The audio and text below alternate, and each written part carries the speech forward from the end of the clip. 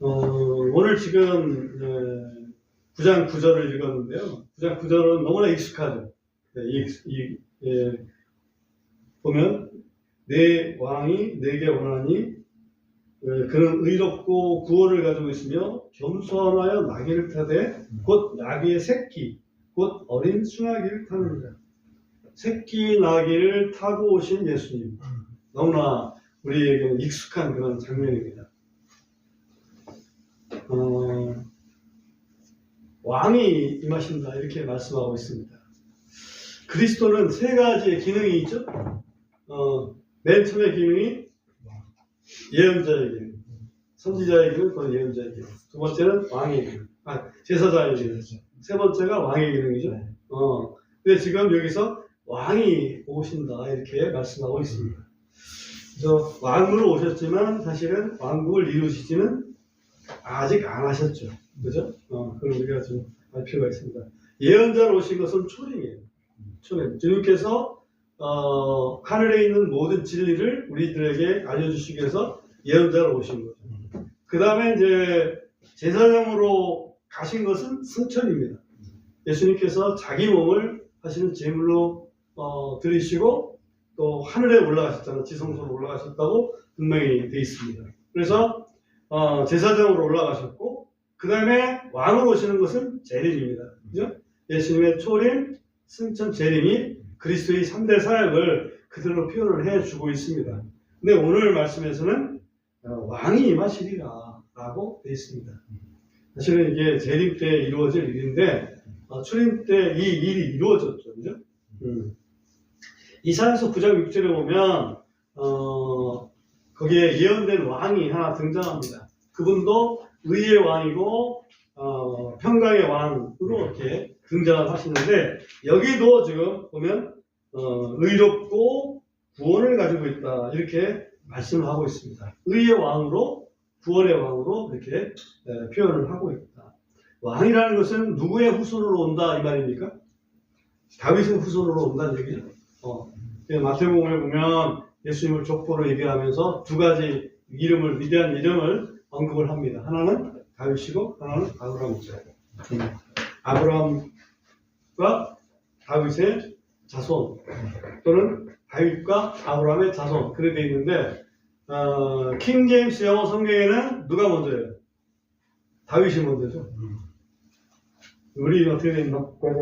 마태복음 1장 갔다 오겠습니다. 마태복음 1장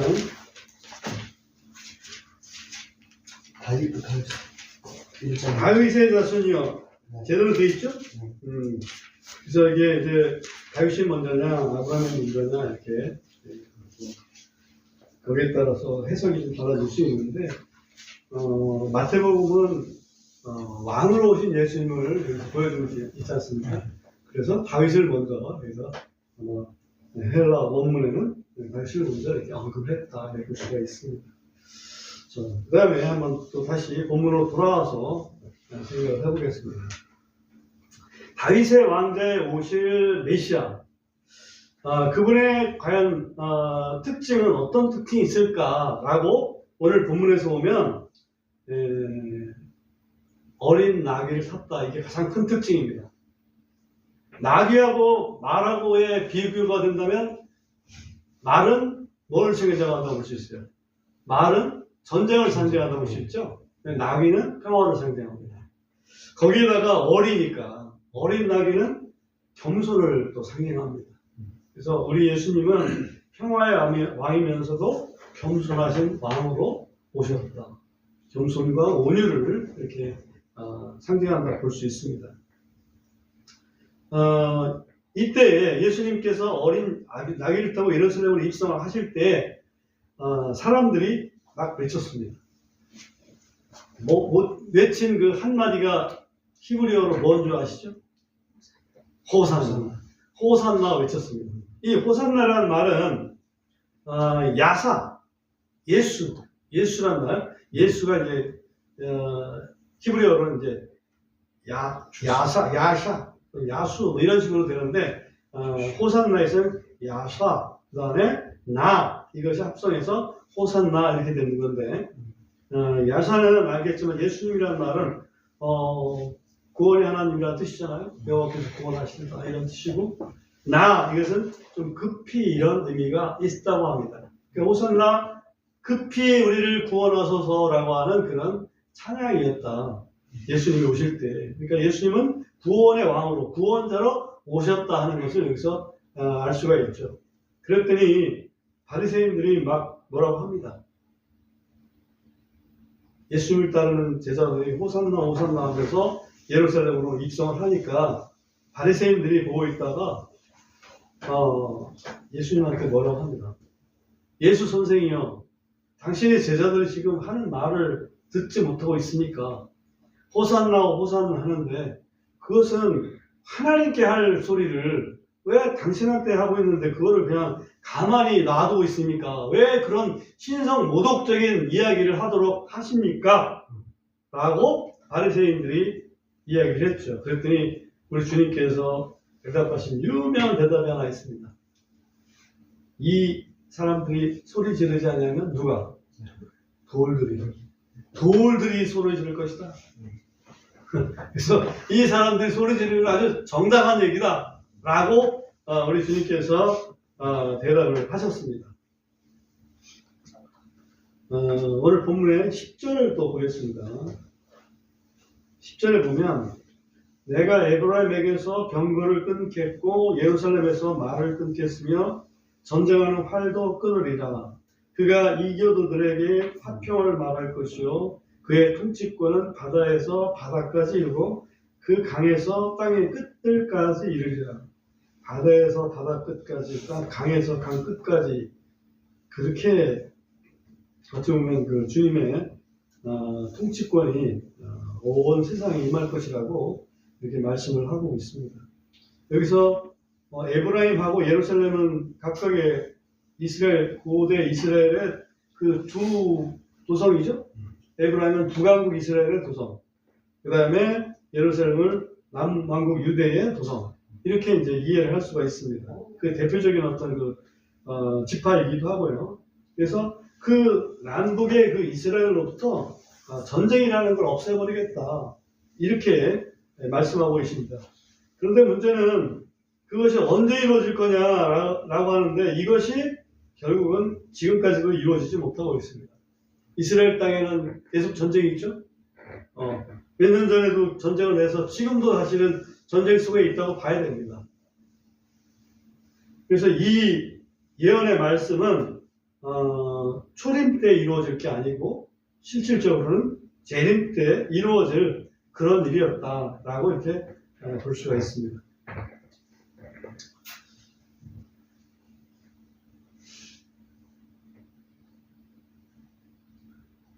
그 다음에 우리가 또 하나 또 생각해야 될 것은 13절 가보겠습니다. 13절 가보면 그때 내가 나를 위하여 유다를 활같이 당기고 그 활에 에브라임으로 채웠으며 오 시온아 내 아들들을 일으켜서 오 그리스야 내 아들들을 대적하게 하였으며 또 너를 용사의 칼과 같게 만들었노라. 여기 보면 갑자기 활이 나오고 그 다음에 칼이 나오고 그렇습니다. 그죠? 분명히 우리 주님 평화의 왕으로 오신다고 그랬는데 왜 여기 갑자기 또 칼이 나오고 활이 나오고 그러는가, 이렇게 혼동스러울 수 있습니다.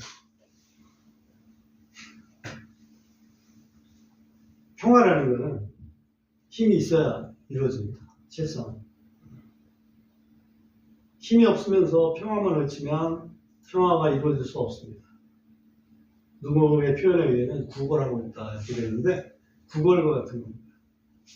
군비를 축소하고 남북 평화를 논하는 것은 허구입니다.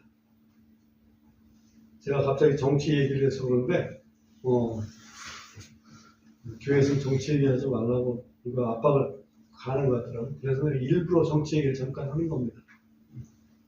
교회는 하나님 말씀을 듣는 곳이 정치가의 말을 듣는 게 아닙니다.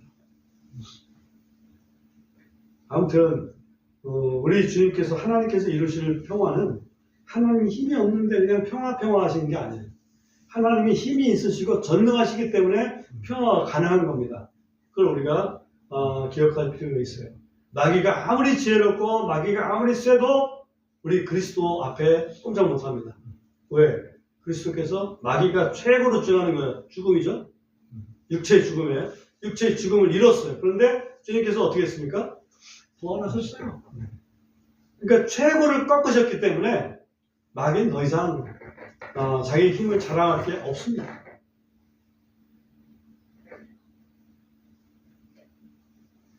우리에게는 평화의 왕이 그리스도께서 평화의 왕으로 오셨다. 이 얘기를 우리가 알 수 있고요. 그 다음에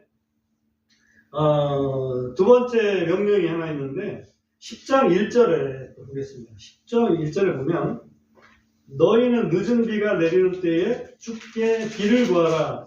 그리하면 주께서 번쩍이는 구름들을 만드시고 소낙비들을 그들에게 주사 각 사람에게 들의 풀을 주시리라.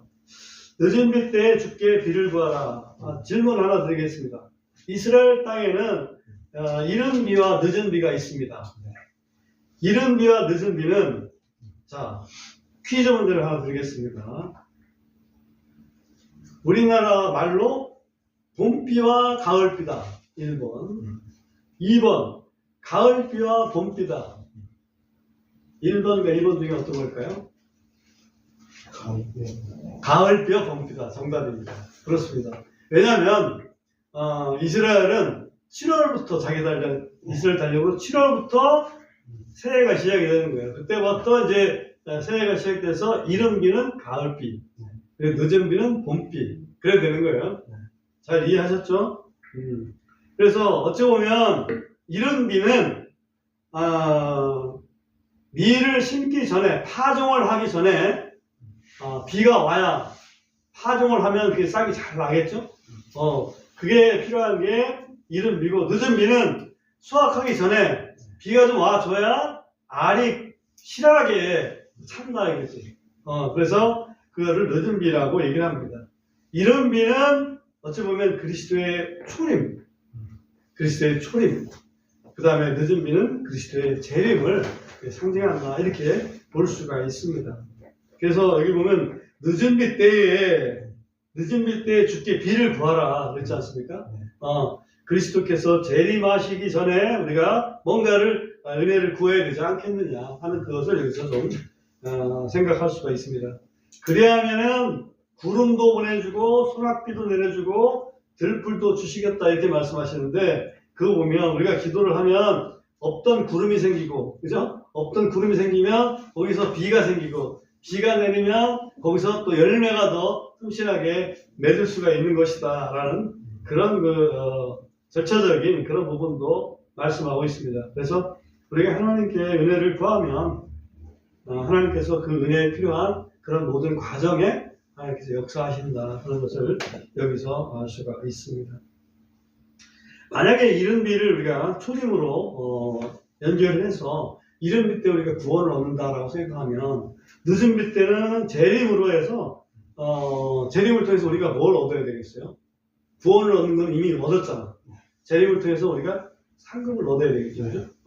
영광의 그 상급을 얻을 수 있도록 우리가 구해야 되지 않겠느냐, 이렇게 말씀을 좀 생각해 볼 수 있습니다.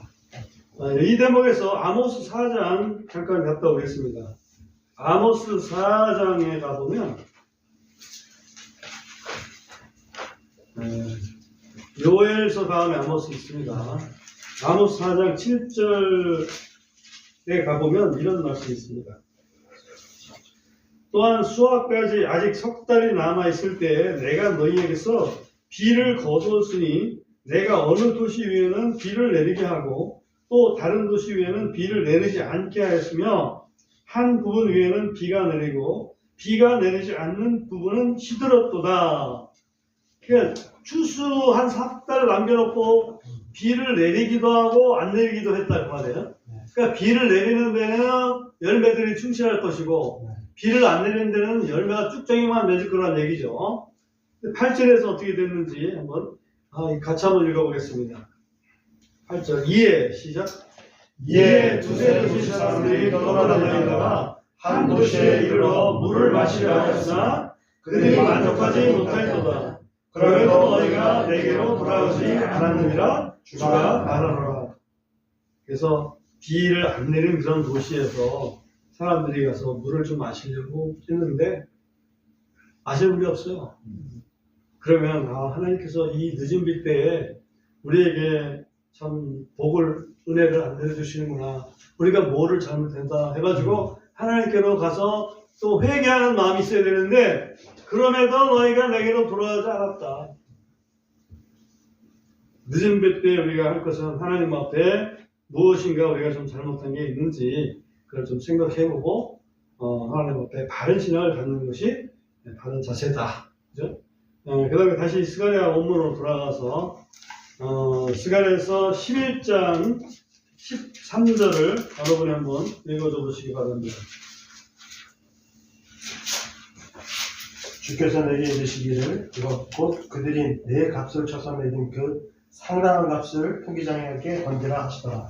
이에 내가 그 은 30개를 취하여 주의 집에 있는 토기장에게 던졌더라. 네, 갑자기 이제 또 익숙한 단어가 나오죠. 은 30개를 토기장에 내게 던져서 토기장에 밭을 샀던 그런 내용. 이것은 가룟 유다가 예수님을 배신하고 받은 돈 은 30을 가지고 일어난 그 일이었죠. 이 예언을 스가랴서 11장 13절에 있는 예언을 마태복음에서 인용을 할 때 마태복음에서 어떻게 인용했는지 잠깐 보고 오겠습니다. 마태복음 27장 9절.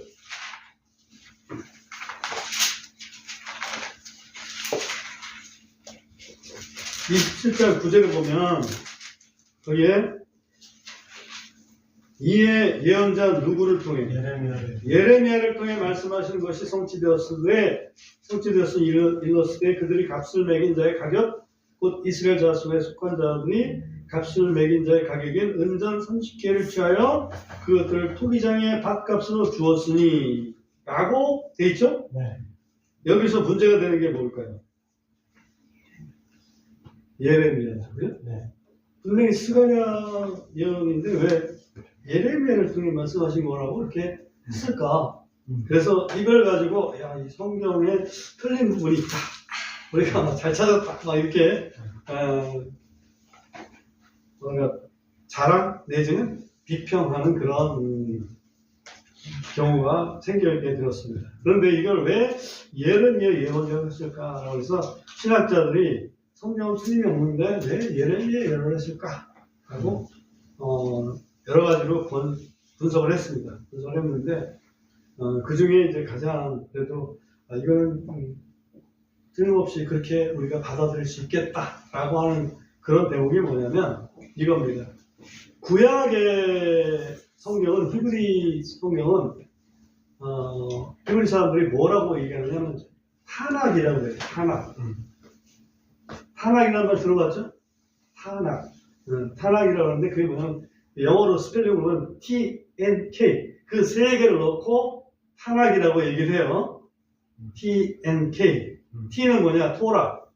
모세오경. 그러니까 모세오경 토라라고 해. 구약을 분류할 때 토라. 그 다음에 N은 뭐냐면 네빔이라고 해서 그 예언서를 통틀어서 네빔 그렇게 합니다. 그리고 K는 케투빔이라고 해서 시편 중심으로 해가지고 그걸 이제 거룩한 문서다 해서 성문서라 이렇게 표현을 써요. 그래서 토라, 네빔, 케투빔 요거에 앞글자를 써서 타락이라는 표현을 써요. 이게 히브리 성경의 배열 방식이야. 이해됩니까? 그런데 그 예언서의 네빔은 두 개로 나눠져 있어요. 하나는 초기 예언, 그 다음에 후기 예언. 그래서 초기 예언이 쭉 있고 그 다음에 후기 예언은 예레미야부터 시작해요. 그래서 아마도 이 후기 예언서에 들어있기 때문에 예레미야가 말한 것으로 마태복음 27장에서는 표현을 한 것이다. 그게 마태, 다시 말하면 마태는 그래도 유대인 중에 유대인입니다. 그죠? 그래서 그렇게 왜 예레미야 예언이라고 했는지를 우리가 이해를 하고 넘어가는 것이 맞다. 성경은 틀리다라는 게 아니라 분명히 그런 이유가 있었다. 그래서 스가랴서에 나와 있는 예언이었지만 그건 분류상에서 보면 후기 예언서에 들어있는 것이다. 라고 이렇게 이해를 하고 넘어가겠습니다. 아무튼 이것은 예언이 이루어져서 예수님 대신한 값으로 토기장의 값을 사서 그 나그네의 무덤으로 삼게 되었습니다. 그 다음에 스가랴서 12장으로 가겠습니다. 스가랴서 12장 10절을 또 어느 분이 한번 읽어줘 보십시오. 내가 다윗의 집과 예루살렘 거주민들 위해 은혜의 영과 간구의 영을 부어주리니 그들이 자기들이 찌른 나를 바라볼 것이요 그를 위하여 애곡하기를 마치 사람이 자기 독자를 위하여 애곡하듯 할 것이며 그를 위해 비통해하기를 마치 장자를 위하여 비통해하는 자같이 하리로다. 네, 여기 보면 특별하게 자기들이 찌른 나를 바라볼 것이요 그랬죠? 이건 예수님이 오시기 전 얘기인데 예수님을 찌른 유대인들이 나를 바라볼 것이다. 언제 바라본다는 얘기예요, 이게? 예수님 초림 때 아니면 재림 때? 예수님 재림 때, 그죠? 예수님 재림 때 바라본다는 것을 또 어떻게 하지? 그냥 상상으로? 예수님 재림 때 찌른 자들 볼 것이다? 상상으로? 아니, 그런 말씀이 있나? 계시록 1장 7절 한번 보겠습니다.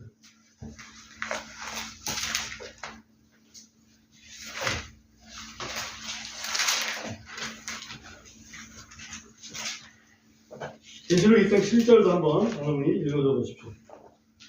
보라 그분께서 구름들과 함께 오시느니라. 모든 눈이 그분을 볼 것이요 그분을 찌른 자들도 볼 것이며 땅의 모든 족속들이 그분 때문에 통곡하리라. 참으로 그러하리로다. 아멘. 네, 여기 보면 주님 재림하는 관객인데 그분을 찌른 자들도 볼 것이다. 딱 돼 있죠? 그래서 스가랴서에 지금 예언되어 있는 이 내용은 주님이 부활하실 때 그때를 말씀한 거구나 하는 것을 우리가 분명하게 확인할 수가 있습니다. 네, 주님이 아직 재림하지 않으셨기 때문에 유대인들은 그리스도가 예수님이 신성 모독적인 그런 사람이기 때문에 정당하게 그 십자가에 못 박아서 죽였다라고 이렇게 생각하는 사람들이 유대인의 어떤 정통적인 생각이라고 한다면 지금은 그게 조금씩 바뀌면서 우리가 그때 그 저주하고 이렇게 정죄했던 그분이 메시아였네. 그걸 깨닫게 되는 거 아니에요? 민족적으로 회개할 때에 우리 주님 재림하시고 그 재림하시는 예수님 앞에서 그들은 이제는 애통해하게 될 것이다. 특별히 애통해하는 내용이 그 스가랴서 12장 다시 돌아와서 12장 11절에 보면 그날에 예루살렘에서 큰 애곡이 있으리니 마치 무깃던 골짜기에서 하자 드림몬의 애곡과 같으리라. 여기 이제 무깃돈 골짜기라는 말이 나와요. 무깃돈 골짜기는 무깃도 골짜기를 얘기하는 건데 무깃도 골짜기는 이스라엘 역사를 놓고 보면 이스라엘의 후기에 큰 부흥을 일으켰던 왕이 있었는데 그 왕이 요시야 왕입니다. 요시야 왕이 갑자기 무깃도 골짜기에서 죽임을 당합니다. 왜 죽임을 당하냐면 그 당시 바로 애국왕 바로 느고가 그 위에 있는 그 아시리아인가요? 거기를 침공하려고 하다가 지금 거기에 방해를 놓고 있었죠. 왜 우리 땅 마음대로 지나가려고 그래? 요시야 왕이 거기에 방해하려고 나갔다가 활에 맞아서 죽었습니다. 그래서 그것을 애국하는 것이 일단 무깃도의 골짜기의 애국으로 이렇게 떠올립니다. 그러나 또 계시록 역사에서 본다면 이 무깃도 골짜기가 결국은 아마겟돈 골짜기가 되거든요. 아마겟돈 전쟁이 일어날 곳이 무깃도 골짜기가 되겠는데 그때에 또 뭐랄까요? 이스라엘 백성들은 그리스도를 맞이하게 되고 온 이스라엘 민족이 진정한 회개에 이르게 되는 그런 부분이 있거든요. 그걸 잠깐 스가랴서 12장에 12절부터 있는 말씀을 제가 읽어볼 테니까 눈으로 잘 따라와 보세요. 그 땅에 애통하되 모든 가족마다 따로하리니 무슨 단어가 또 반복적으로 나타나는지 한번 좀 관심을 가져주세요. 다윗의 집 가족이 따로하고 그들의 아내들이 따로하며 나단의 집 가족이 따로하고 그들의 아내들이 따로하며 레위의 집 가족이 따로하고 그들의 아내들이 따로하며 시므의 가족이 따로하고 그들의 아내들이 따로하며 남아있는 모든 가족들이 가족마다 따로하고 그들의 아내들이 따로하리라. 반복되는 단어가 뭡니까? 따로. 그렇죠? 따로. 영어로 보면 apart. 이렇게 각자 따로. 따로 못 가진 거예요. 그래가지고 아무튼 회개는 뭉텅그려서 그냥 다 우리 민족적으로 회개합니다 그렇게 해서 되는 게 아니라 그야말로 따로따로, 그죠? 내가 잘못한 건 내가 회개하고 네가 잘못한 건 네가 회개하고 한 사람이 사실은 회개하고 예수님을 영접해야 거기에 구원이 한 사람 한 사람이 이루어지는 거 아니겠어요? 에스겔서 18장 20절을 잠깐 보면 에스겔서 18장 20절을 잠깐 보면 이렇게 되어 있습니다. 제가 찾아서 잠깐 읽어드릴게요.